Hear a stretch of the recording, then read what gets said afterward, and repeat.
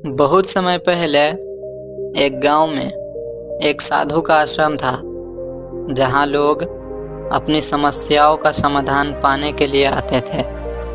साधु अपने धैर्य और करुणा के लिए प्रसिद्ध था। वह हमेशा शांत रहते थे, चाहे परिस्थिति कैसी भी हो, और लोगों को धैर्य और सहनशीलता का महत्व सिखाते थे। तो एक दिन एक युवा जो अपनी क्रोध की समस्या से जूझ रहा था, साधु के पास आया और पूछा, गुरुजी, मैं अपने क्रोध पर काबू कैसे पा सकता हूँ? साधु ने उसे अगले दिन उत्तर देने का वादा किया और उसे रात तक इंतजार करने के लिए कहा।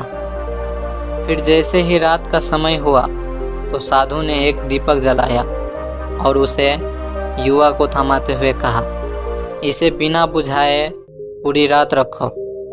फिर उस युवक ने जैसे ही उस दीपक को अपने पास रखा तो उसका पूरा ध्यान उस दीपक पर चली गई कि दीपक कहीं बुझ न जाए। लेकिन कुछ देर बाद जैसे ही थोड़ी सी हवा चली तो दीपक बुझ गया।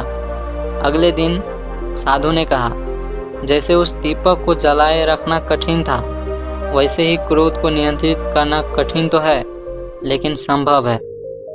साधु की बात सुनते ही युवक ने समझ लिया कि जैसे दीपक को बुझने से बचाने के लिए सावधानी चाहिए, वैसे ही क्रोध को नियंत्रित करने के लिए धैर्य और सतर्कता आवश्यक है।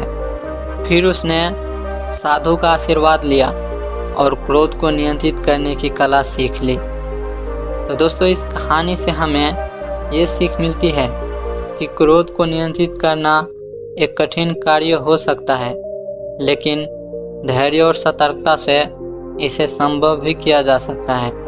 जैसे दीपक को जलाए रखने के लिए सावधानी की ज़रूरत होती है, वैसे ही जीवन में भी हमें अपने आंतरिक दीपक को जलाए रखने के लिए धैर्य की आवश्यकता होती है। क्रोध को जीतना ही सच्चा विजय है। जब हम अपनी क्रोध पर काबू पा लेते हैं तो ये हमें जीवन में शांति और संतोष की ओर ले जाता है। उम्मीद है कि आप सबको इस छोटी सी कहानी से कुछ सीखने को मिला होगा। तो अगर आप सबको ये कहानी अच्छा लगा हो तो प्लीज़ इस वीडियो को लाइक करें और अपने दोस्तों के साथ शेयर करें। और हमारे इस चैनल पर नए हैं तो प्लीज़ इस चैनल को सब्सक्राइब करें। मैं मिलता हूँ आप सबसे इसी तरह के अगले कहानी के साथ। तब तक के लिए thanks for watching this video.